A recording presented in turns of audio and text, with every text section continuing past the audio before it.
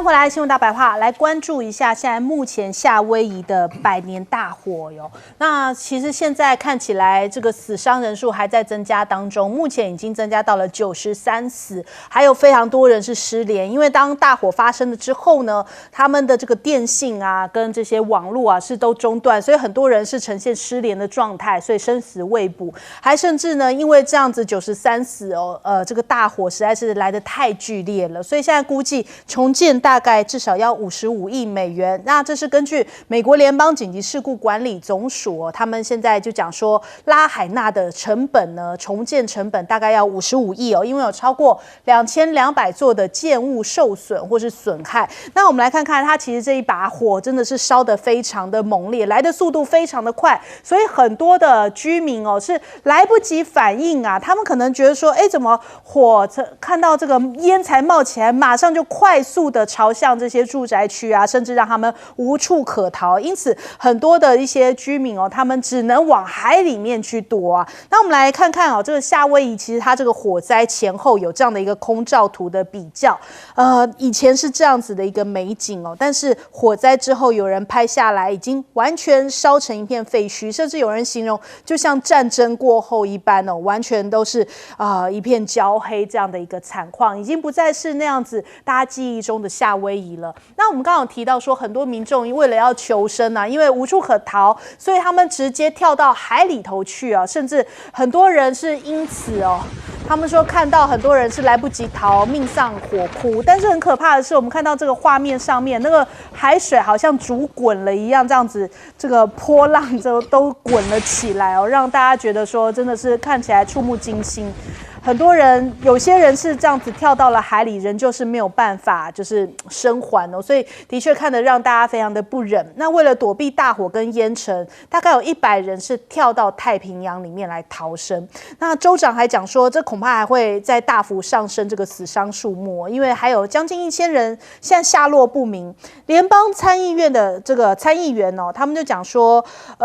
不会为了这场悲剧找借口，那现阶段应该要聚焦在救援的需求那到底为什么这样的一个野火还会引发这么，就其实2018年才发生过一次80几死的这样的一个案子，为什么会这事隔几年之后又再次发生这么严重的一个死伤呢？人家讲说可能是因为人祸，现在感觉上面导向了一个警报器为什么没有响呢？因为其实这个夏威夷是号称拥有世界上最大的户外警报系统的一个地方那400多个户外警报系统遍布了夏威夷，其中80个位于这个茂宜县。那为什么这套系统在火灾发生的时候全程沉默？照理说应该要发出巨大的这个警报声响不会让民众等于说看到的时候完全措手不及就没有办法反应过来。那现在导向专家讲，初步判断可能跟这个强风吹倒电线有关，也就是说，因为这个电路或者是网路电线这些系统已经受损了。那他说，大部分的一些居民他们接收的可能是要透过广播或者是透过手机，结果这2个方向通通都失灵，因此所有的居民都没有来得及能够在及早因应这一场大火产生的一些后续的问题那所以你看看，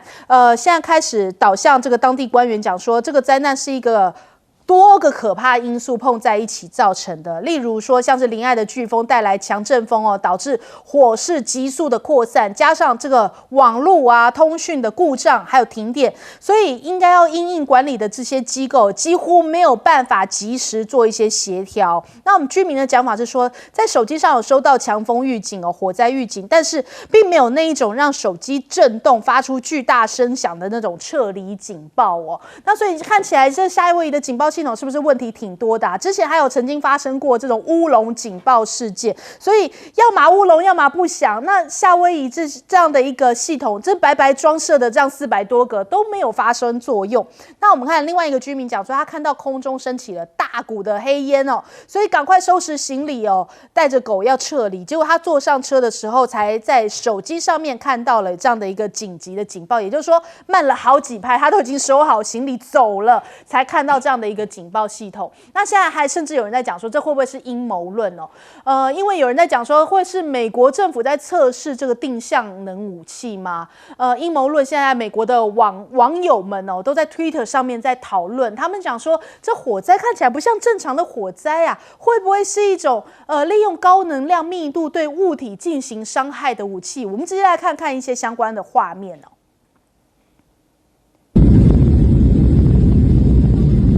画面上我们看到这是一个空拍画面，这是美国网友拍下的一些证据啊。他们就说很奇怪啊，为什么会出现神秘的激光哦？而且在画面上我们看到有一个圆圈圈，他就说怎么会有这样一个完美的火圈出现在火场里头？那是不是代表说这是有可能是刻意发生的呢，或是定向武器发生的呢？另外还有网友讲说，在空中发现了这样的一个激光出现哦，就可疑的现象，大家在 Twitter 上面讨论。不过也有人立刻讲说，没有啦，这个不是现在的画面哦，这是2018年，而且是在密西根州的画面。但是也让大家想起2010年的时候，当时普京也是亲自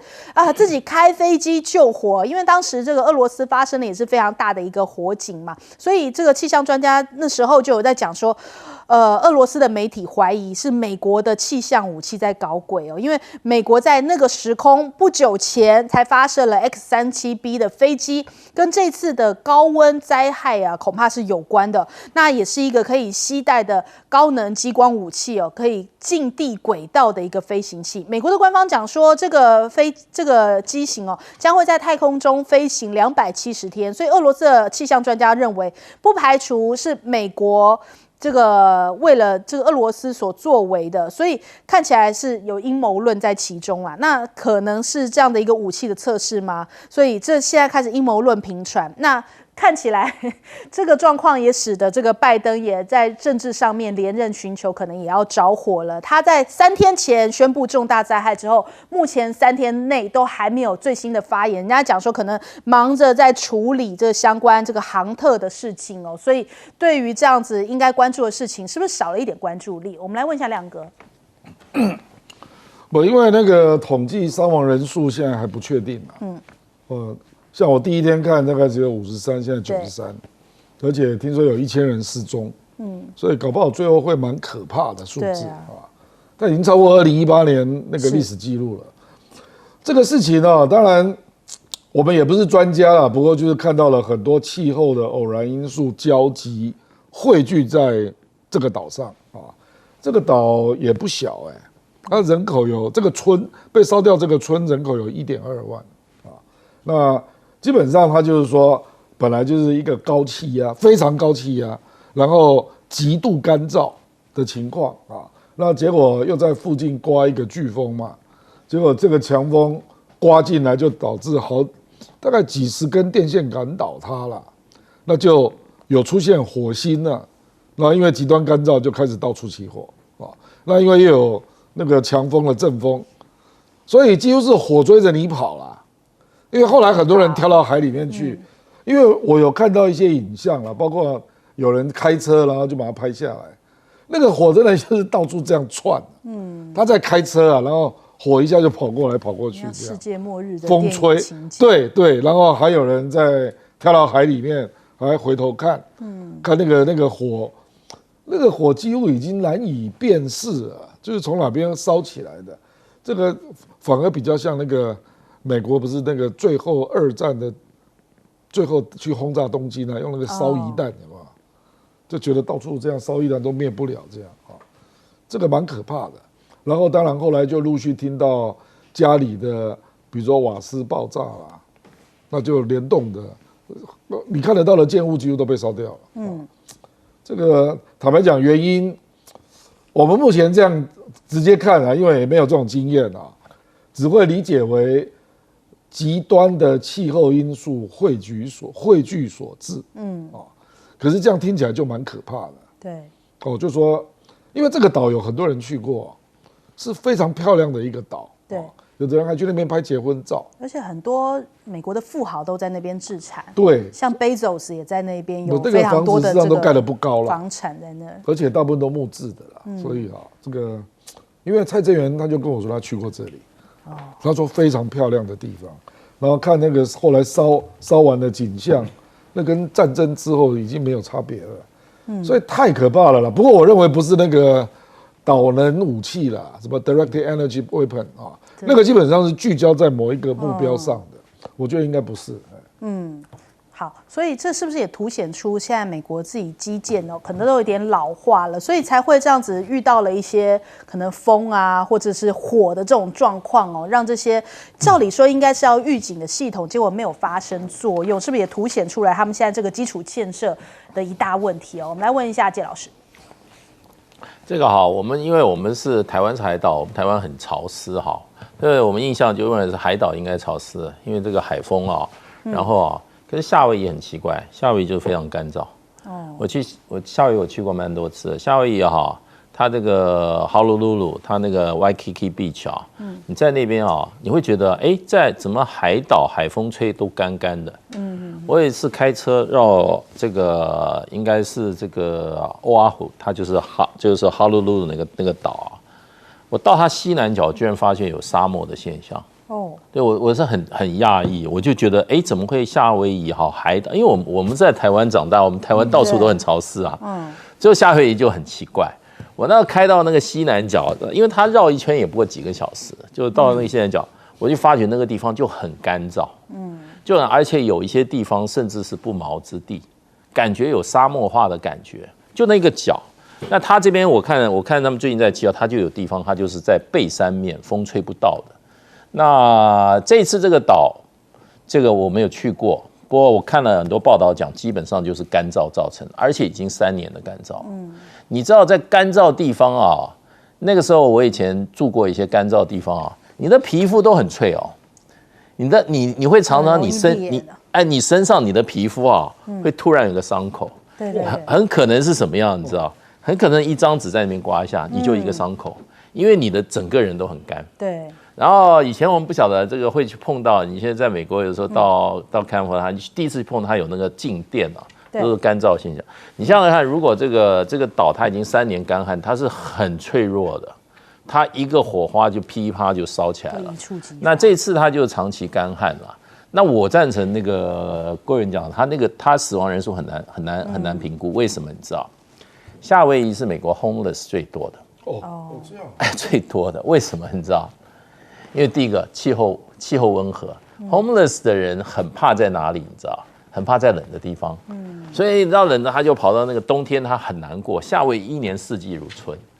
然后呢，他这个地方又是蛮富裕的一个地方，所以 homeless 很多。我这很怕是什么情况，你知道？就是说他根本没有办法统计，你这样无家可归的人，他被烧死就烧死对，对不对？是蛮残酷的。不过这回过来反应就变成一个问题，就是怎么样？美国的政府现在出问题，他们在面临气候变化的时候，他现在他的救火车就不够，现在一大堆问题出来，那他们根本就没有那个防灾救灾的观念，没有防灾的观念，灾难出来以后，救灾设施又不够，全世界最有钱的国家。现在国家的治理造成这个现象，所以人家惠誉才会把它美国评等为治理退化。对，所以看出来这个以前是乌龙警报，现在是不警报，所以这个夏威夷现在目前他们这种警报系统看起来是不是老旧的基建所累积下来的这些问题？我觉得这一次夏威夷的大火是政商体制的一个很严峻的一个挑战它会继续在很多地方发生。你刚提到2018年就发生过一次大火，对，其实更近一点，在2021年也就有发生过了，然后在贸易岛的时候其实就有发生过，而那个时候已经是在整个夏威夷州最大的火，因为它在它的大岛里面爆发了这个大火，烧了1万多英亩的土地都烧掉了可是，在那个时候就已经发现就是说气候干燥已经是长期的现象。第二个，风速很快，他们的时速可以到1个小时220公里左右，速度这么快，所以一旦烧起来的时候，那个风这样一吹，那速度之快，而且呢，它一烧起来的灰烬会随着风飘，而且很容易就把旁边全部就这样点燃。所以，而且呢，再加上在2021年的时候就已经发现，就是说同样的比重的区域里面，他们消防队员就300个人，如果他是在美国的本土的话，那就至少是1000多人以上的消防队员。这代表说，在夏威夷州的消防队员是很不够的，而它的燃烧的速度是很快的，而它已经有多次的燃烧了，而且燃烧的频率是越来越多，而且面积是越来越大。接着，很多的专家，很多夏威夷大学的很多专家就去调查的时候发现，他们的这个建筑跟这个野草之间的距离实在是太近了。而他们有提出很多的呼吁，不可以这样盖房子了，因为他那个地方平，然后地方规划得很漂亮，然后建商跟州政府就相互的，就一个有税收，建商有钱赚，然后美国的内陆的人又很喜欢移民到这个地方来，经济状况好一点的来这边自产，以后作为他的度假的一个地方都可以。有些人就干脆移到这个地方来，退休人员也都移过来等等的。那而当时就已经说不可以这样盖，不可以这样盖，这样子一发就不可收拾。结果呢，因为利益的关系，州政府要税，然后要土地要赚钱，然后建商要赚钱，然后这个本土的居民开心，然后都移到这个地方来，密度越来越高，而已经早就不断的提醒，大家都置若罔闻，那最终这个悲剧就这样爆发了。这不就是政治体制吗？我再附带一句话，台湾已经一直在说地震很有可能在30年、50年内一定会爆发，说现在的台北的异化的情况很严重，所以在马英九时代的时候不是有提出就是防灾都更吗？但是你看我们都置若罔闻，其实一样的情况，我们再不钓鱼，我们再不严肃面对。一个大地震来，台北市情况也很严重。好，我们先休息一下，广州忙回来。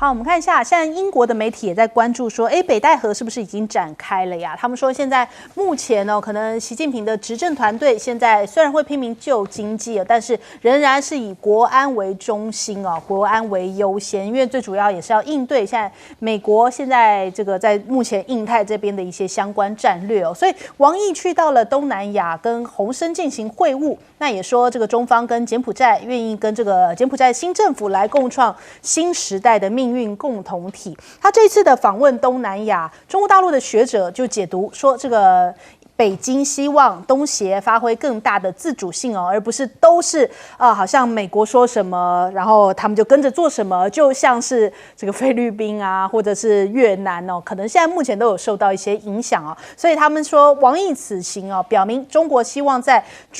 周边的外交上面进一步的发挥作用，也重视东协国家的一些价值和作用。那另外我们提到了这个王毅讲，现在跟这个东协国家哦，这个当然要跟他们更紧密的合作。仁爱礁这件事情啊，其实就触动到了中国大陆非常在意的一件事情，就是美国在南联盟这边轰炸中国的大使馆啊。其实轰炸的隔天，菲律宾这边的这个坦克登陆舰57号舰哦，就驶向了仁爱礁啊。那声称说是船底漏水，不得已才在仁爱礁的西北侧这边坐滩，结果这一坐就坐了20多年哦，都没有离开了。所以他们就觉得说，你根本就是在趁机啊，我们这个正在忙南联盟的事情的时候，你们当时就是用这样子的一个方式去这边坐滩哦。所以对于中国大陆来说的话，这就是一个过去曾经留下这样的一个历史背景。你怎么会跟着美国，趁着美国这样子轰炸这个使馆之后来做这样的动作呢？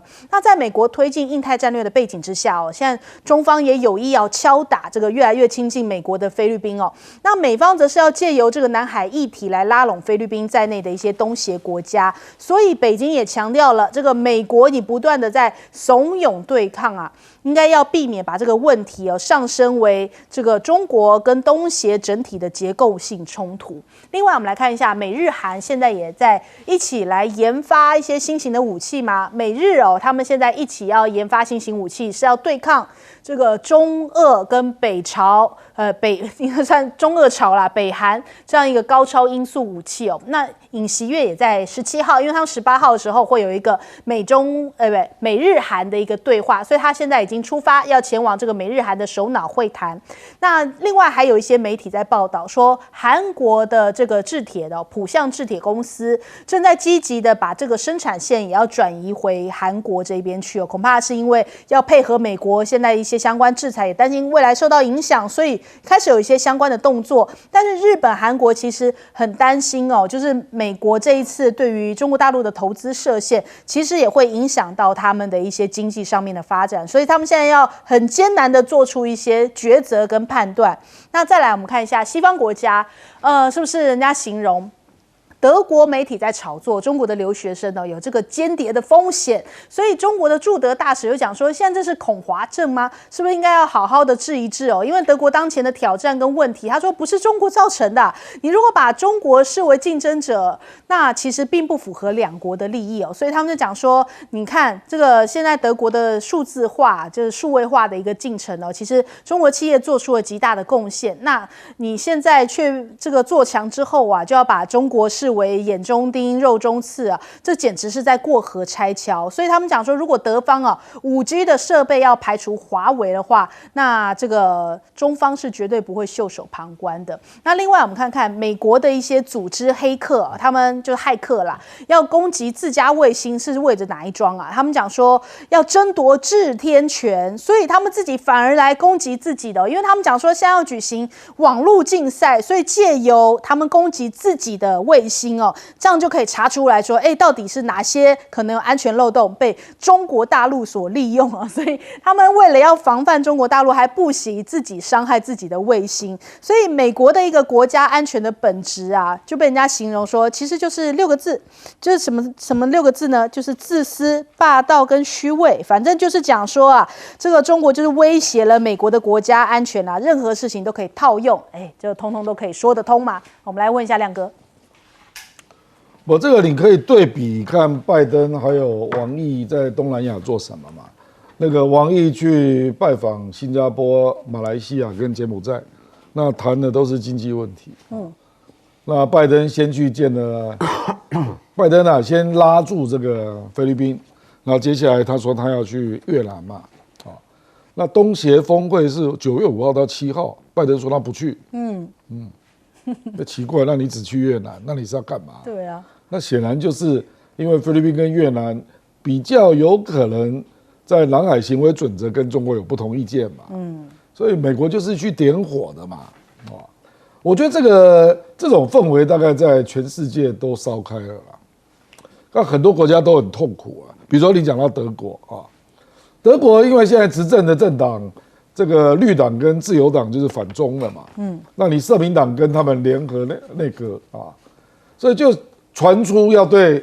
那个5G 华为的5G 啊要做限制啊，那德国电信跟德国铁道就紧张了。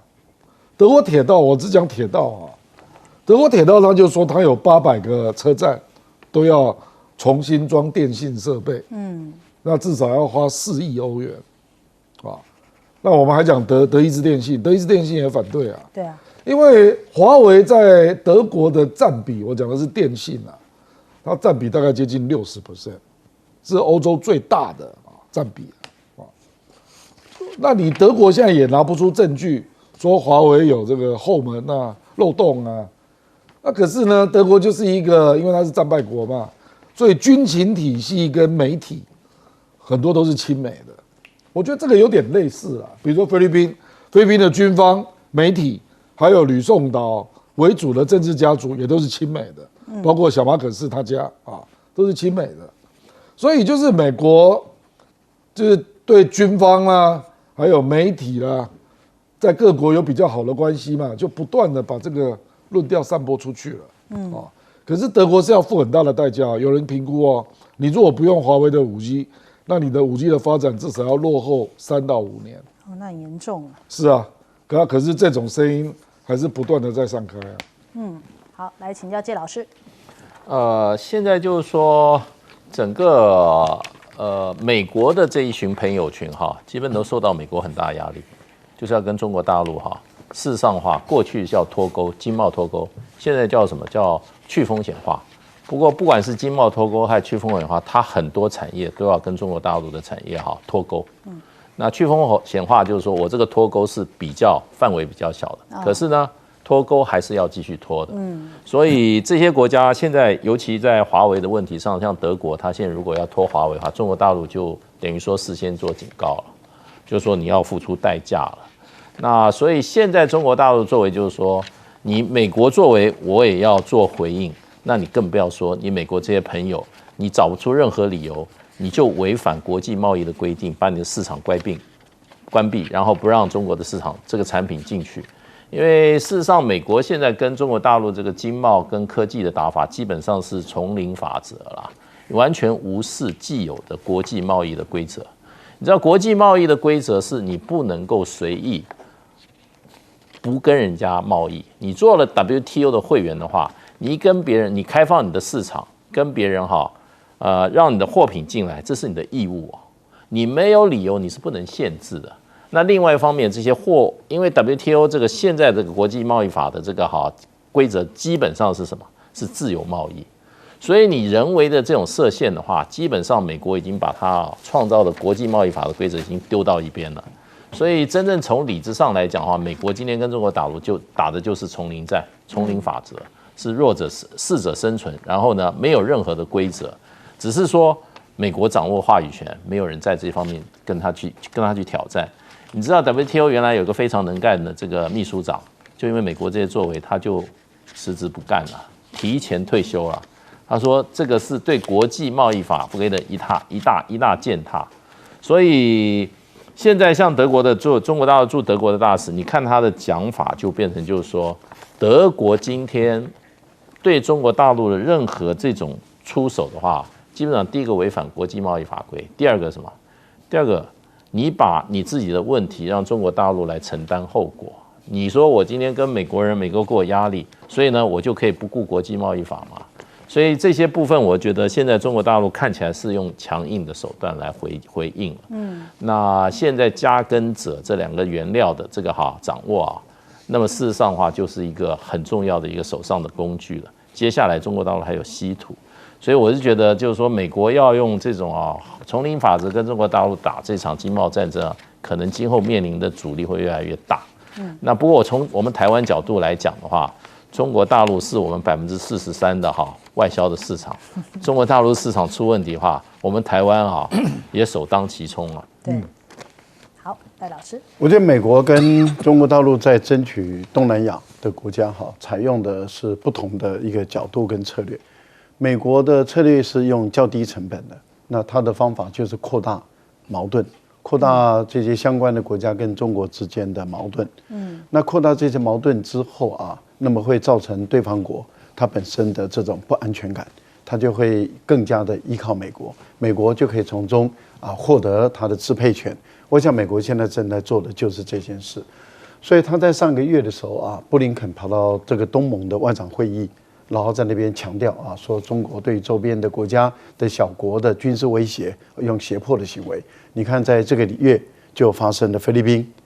就跑到仁爱礁不断的闹事，一波、两波、三波，那到了上个礼拜，那直接水柱波已经到更激烈的一个地步。那也就是说，美国倡议，然后菲律宾就作死，彼此之间在演戏。那他们都知道，中国大陆在领土主权这个部分里面是一寸都不会让，所以这个时候中菲的关系改变了，菲律宾转向美国这边，那美国其实就得逞了。那现在他就要搞的那就是越南了所以美国对越南说：“哎，你椰子可以卖到我的国家来了。”接着拜登就说：“你看越南很想要跟我做朋友，他邀请我去。”那越南也在打两边牌嘛，越南跑到中国大陆去。然后就跟大陆要高铁要东西，然后一方面他也暗中跟美国勾连。那接着你就看到他对于大陆打美国牌，对美国打大陆牌，那就是两边都要东西。可是越南比较难搞，越南跟菲律宾不一样的地方是，美国到越南，越南的胃口大，你美国要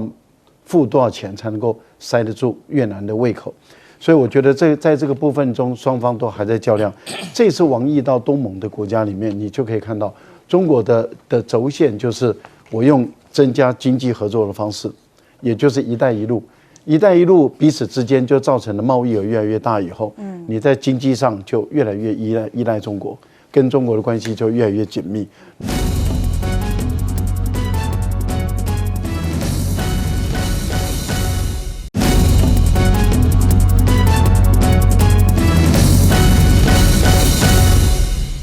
欢迎收看《新闻大白话》，我是主持人翟轩，马上来欢迎一下这个阶段加入我们讨论来宾，耶鲁政治学博士郭正亮，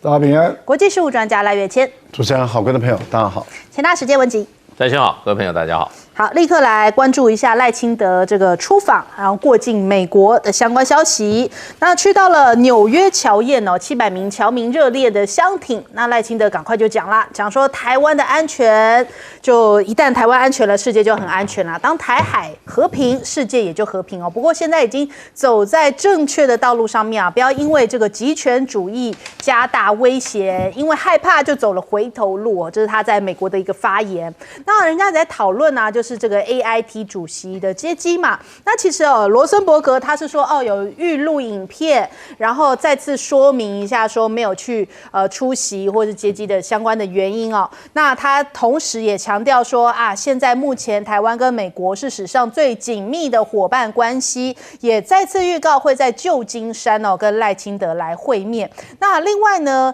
人家也注意到，就你看到这个绿营的媒体啊，都在大篇幅的报道，就说也有一些这个中国大陆的人也去那边，就说流亡美国的中国大陆的一些这个中国人也现身相挺哦，一群支持民主价值流亡美国的中国人表达欢迎，手持这个中华民国的国旗，还有美国的国旗以及各式的标语，高喊反对武统台湾，支持赖清德，支持台湾民主啊。那所以我们看这个纽时就在讲说，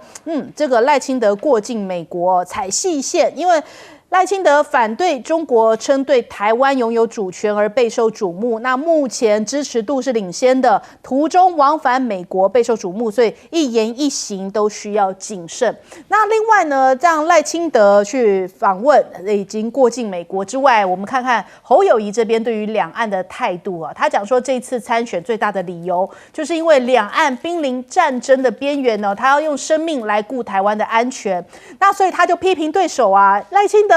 一个是挺台独的，另外出张嘴可能是讲这个柯文哲，他觉得他是出张嘴那823的时候，现在会出席的可能就是侯友宜跟郭台铭，那他们讲说可能会两人会同框。那学者的解读讲说这个金门曾经可能会出现这个两岸共治的一个契机可以成为和平的一个试点。今夏的生活圈形成，对于两岸共治合作试点是可行的。那民进党政府呢，无意更不打算深化两岸的关系所以浪费了金门这样的一个特殊地位。人民富了，交流多了，战争便是愚蠢之事所以823也蛮关键的，也大家也蛮期待，就是侯郭同框之后有没有一些这种合作的契机，然后以及释放和平的讯息。那蔡政府我们现在一个问题是，他会告诉我们人民实话嘛？因为你看到陆客不能来台旅游，其实旅游业者都已经等到翻脸，就问说政府你到底有没有善意甚至还酝酿要抗争因为政府到底何时才能够拿出两岸的对策？是不是应该要对外赶紧说明清楚？现在都是个未知数。那还有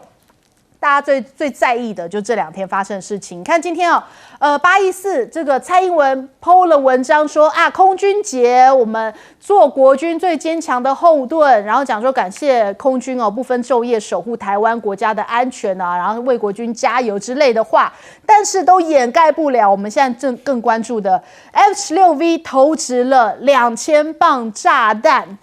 差点出包现在海巡艇的官兵遭到这个震波袭击，已经很多人身心受创了。因为 F-16V 在台东的外海执行炸弹的投掷任务好像是这个计算出现了一些错误，所以炸弹没有落在目标区域，仍然在安全的范围里面。那所以产生了非常巨大的震波数公里外的这个警艇上面的人员被震得头昏脑胀，甚至产生了一些幻听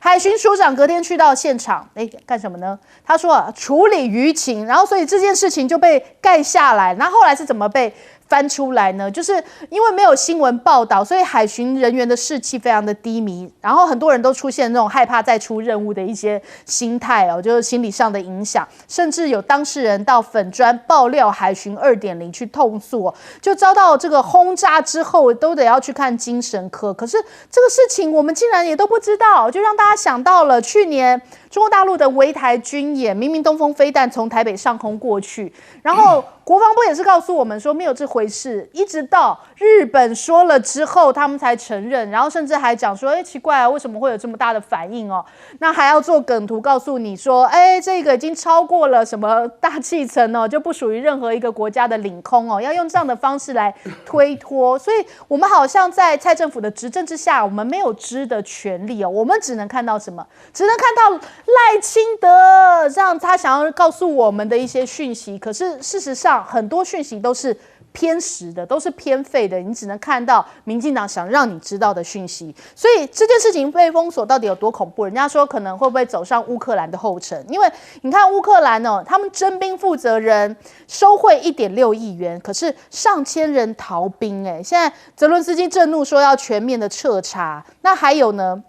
为了阻止南海成为中国的内陆湖，美国议员天马行空想了一个方法，就是说要跟台湾来租借东沙群岛建军事基地。哇，这我们现在也要被卷进这件事情当中哦，就是不光是我们现在目前台海自己本身的事情，我们东沙要租借出去吗？现在政府真的是嫌事情少，是不是？那政府是不是应该在这样子美国议员提出来这个相关的提议之后，你要赶快表态啊？你要不要借呢？还是说你要否定掉这样的一个提案呢？总统府啊、外交部啊、国防部不赶快说话吗？还是要继续装睡吗？我们来问一下亮哥。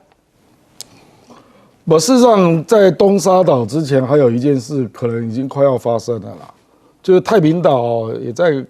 盖那个停泊的那个码头嘛，那是不是为了要放美国的军舰哦，这不是更快？而且太平岛那个好像快要完工了啊。东沙岛这个只是美国议员的提案啊。那东沙岛当然就非常敏感，因为它距离中国大陆非常近那开什么玩笑？那个高雄下来，那直接就碰到东沙岛了啊，它就在香港跟高雄的中间左右啊，距离中国非常近啊，表示这个议员根本不知道东沙岛在哪里啊。你如果到东沙岛盖个军事基地，我保证你一定出事，哇！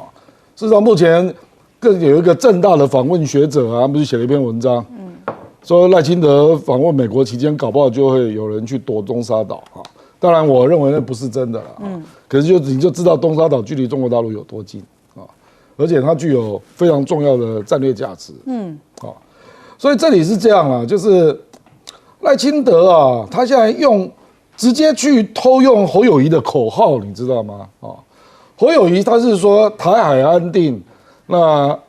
个日本就安心嘛，然后世界就安全嘛。那他现在也来了，那台湾安全就世界就安全啊。可是侯友宜的论述是说台海要安定，所以我们要努力对话交流啊。你要有磨合的决心嘛，你要去做接触，做对话交流。赖清德不是啊。所以大家要搞清楚啊，台湾安全，世界就安全。问题是台湾的安全，民进党的作为就是备战民进党并没有磨合的努力啊。民进党在干嘛？民进党就是刚刚列出来的包括义务役要多延长为1年包括各种这个岛内的地面作战的武器拼命买布雷车还有刺针飞弹标枪飞弹美国也要来你这里盖弹药库你认为你这样就会安全简直是开玩笑嘛！安全哪里是这样得到保障的？我跟你讲，乌克兰在2014年克里米亚被并吞之后，他就开始备战了，备战到2022就发生战争了，8年，备战了8年，一样发生战争。为什么？因为乌克兰始终没有放弃要加入北约嘛。所以你对于乌克兰跟俄罗斯的最大矛盾，你不断的挑衅那个矛盾，最后还是发生战争嘛？这跟你备战有什么关系啊？没有关系啊，因为大国对小国如果政治矛盾不能解，他就用军事手段嘛。这个现在大家都看得很清楚了嘛。所以台湾要安全，要怎样才能安全？你就是两岸要对话交流嘛，要去寻求磨合的两岸的架构嘛，这个才能够真正安全嘛。所以你赖清德讲，台湾安全，世界就安全哦。问题是你只要你当选，你执政，台湾就不会安全嘛。是啊，你看蔡英文执政多久了？结果《经济学人》去年给你说，台湾是全世界最危险的地方。你已经执政6年多了，结果《经济学人》的定调是台湾是地球最危险的地方。然后《经济学人》今年又加了一篇，说台湾正准备要跟中国打仗啊！你安全个鬼嘞，安全啊！然后还在那边扯啊，说只要来搞民主对抗专制，我们就会安全，简直是不知所云呐，不知所云嘛！该做的对话交流，该做的磨合努力都不努力啊！马英九邀请个50个学生来，你硬要不准，对，最后在美国的压力下才允许进来37个，这个就是你根本没有在磨合做对话交流的努力嘛。好。那我刚刚看到一个消息哦，就是美军的印太副司令讲说，中方拒绝沟通，所以才升高了战争的风险。他们是根据澳洲雪梨城区报的报道啊，他就讲说，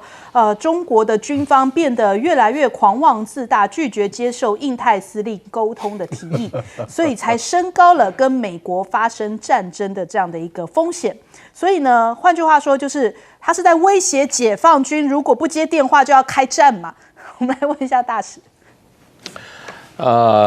这次赖清德去美国访问哈，其实美国已经给了他很多警告了啊。结果呢，他又在他这个纽约的这个侨宴里面啊，又发表了一个挑衅性很强的一个文章啊。那又在兼顾大家对他的这个认识，就是他是一个所谓非常坚定的台独工作者。他没有谈到任何两岸如何化解这个对立如何走向和平的之路，他只一直讲的对抗，然后去跟一些已经入籍美国的这些所谓台侨去讲有什么用啊？对这些人当然鼓励，他认为你去实现他们的终身，只是去台独的话，他又不要付代价，他当然鼓励你啊。对，所以我会觉得赖清德事实上非常脱离现实。美国已经在这一次他去过境的时候已经告诉他了，你不要乱讲话。你要注意好我美国人的利益，不要随便把美国人扯进来啊！结果他又在美国的这个土地上又发表这样子一个怎么讲挑衅两岸关系的，没有任何促进两岸关系有任何帮助的这样子的发言啊！我觉得就证实了他真的是一个顽固台独工作者。他上来的话，基本上两岸关系会快速恶化。那么他讲的什么专制与民主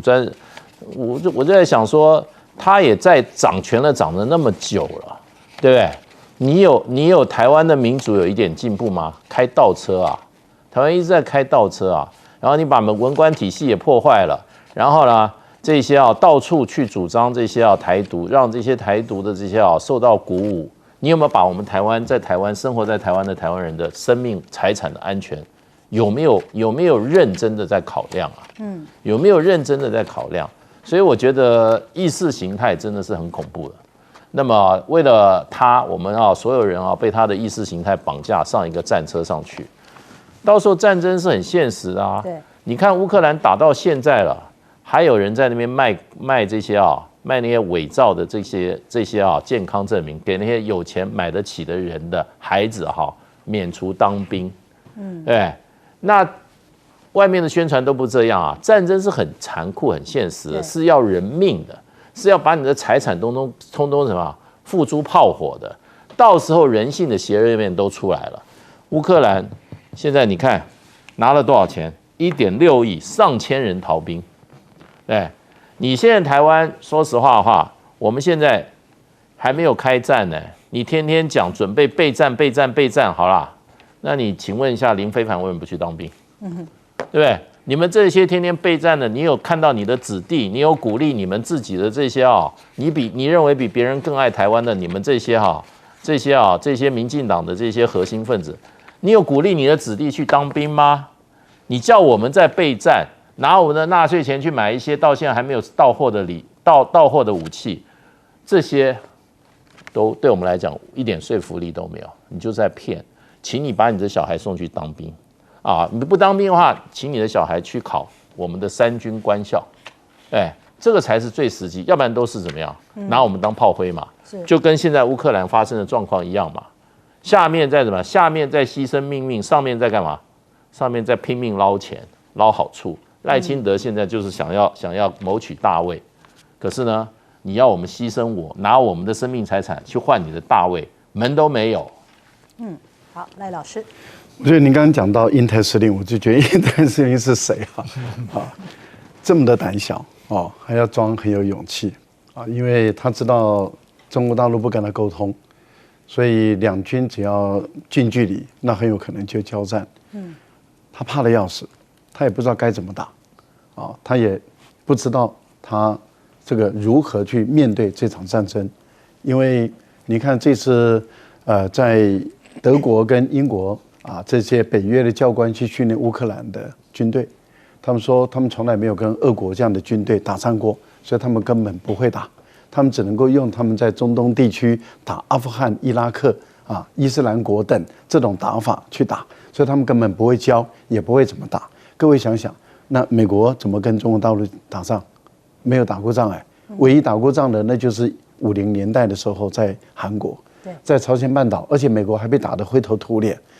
这么优势的武器装备被打得灰头土脸，现在的武器装备已经没有什么很大的差距了。那美国人怎么打？他根本不知道，怕得要死，还要装勇敢，不必了。澳大利亚你也不用在那边嘴巴叫一叫没用，因为军事沟通的管道就是没有，一方准备要打，一方怕得要死，所以就不要演戏了。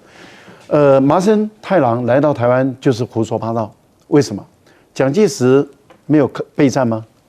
蒋介石那时候面对日本人要侵略中国的时候，没有备战吗？有备战啊，日本一样，卢沟桥事件一样侵略你。法国对德国没有备战吗？马奇诺防线花了多少钱啊？军队炮兵训练到什么程度啊？德国伞兵战一旦进来，继续打你，所以备战不会让对方害怕什么叫备战才能够止战？胡说八道！那你日本人侵略中国的时候，那你怎么不说？蒋介石在备战的时候，你一样侵略，不是吗？那就是因为你觉得有把握，你就打了嘛。什么时候你会怕？没有怕了。还有东沙的问题，我倒觉得美国不敢租借，民进党政府也不敢借，因为什么时候租借，什么时候东沙就大陆就拿走了，就是这么简单一个道理。谁不知道这个简单的道理啊？所以这个议员根本就是一个白痴。美国的国会议员绝大部分是智商低的，美国的国会议员智能通常是不太够的，要去做认知测验的。那这些人没有国际的知识，没有国际法的知识，根本不懂得整个局势，就在一张嘴胡说八道。赖清德，坦白说，谁知道不安全？就是你台独知道不安全吗？你这些流亡海外的大陆人士，你支持台独这个简直是已经是岂有此理了。最后我讲一个，我们上礼拜在呼吁旅游业者要站出来，你今天已经生气了，站出来，大规模的站出来，把所有跟旅行业者有关的所有的组织、所有的行会、所有的工会全部动员站出来，向民进党政府说，我们不再忍受你这样欺负我们。站出来。好，我们今天休息一下，广告之后马上回来。